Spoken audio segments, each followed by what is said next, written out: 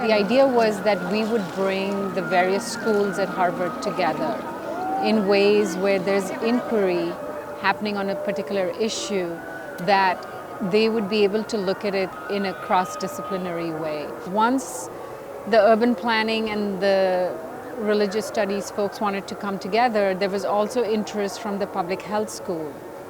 And there was interest from the business school folks as well, because each of these aspects are so relevant to the Mela.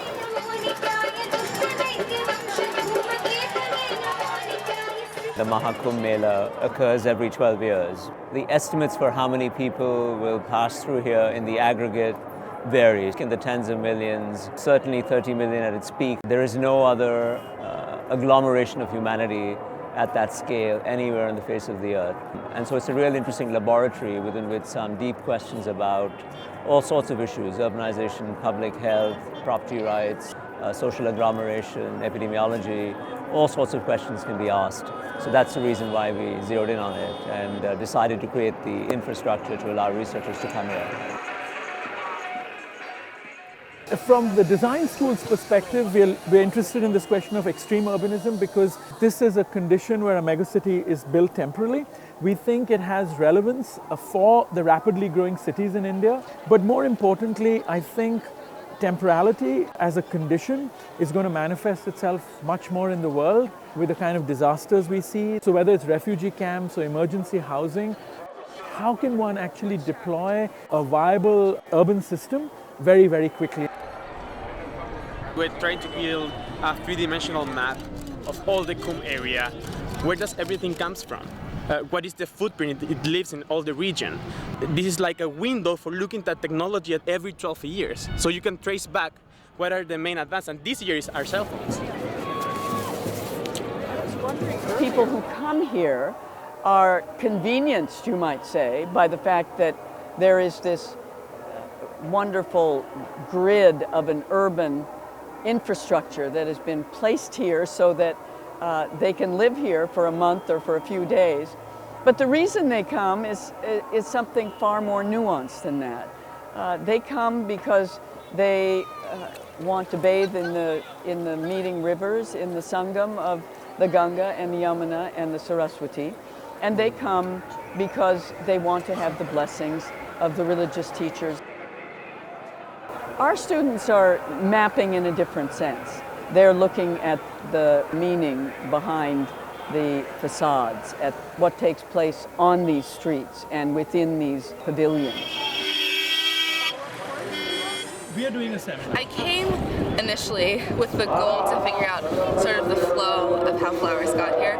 So from fields to trucks to markets to trucks to the Mela and then being sold. And I wanted to figure out who was selling them, who was buying them, and how they were being used. But when I got here, I realized that the new direction of the Kumbh has been a sort of environmental one. So this Green Kumbh movement has really opened my eyes to the problem of flowers being sort of ending up in the Ganga here on the beaches.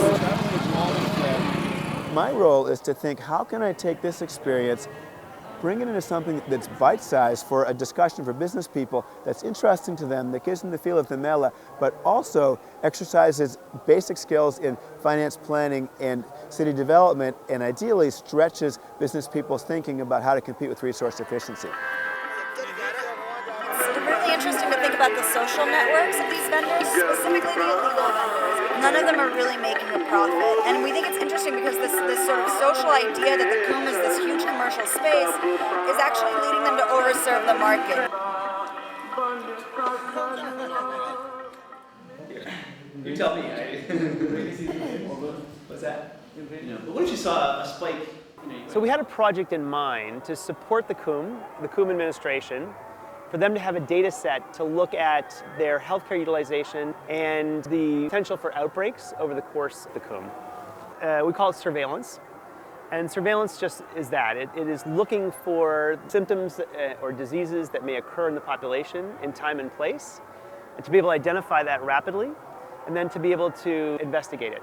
There's a network of the sector hospitals at the field level that we've engaged, and we're going to track their registries. So all the patients they see in any given day over time. We've set up a system for them to digitize all this information on iPads. And so I think what we should kind of do from here, over 400,000 patients that have been treated thus far at the hospitals in the Kumbh Mela area. Our study has captured about 10% of those patients, over 30,000, making it the largest data set that's ever been recorded for a transient mass gathering patient population. It gives you a lot of insight into a lot of the disease burden and a lot of the treatments and a lot of the resources that are required to manage a population of this size.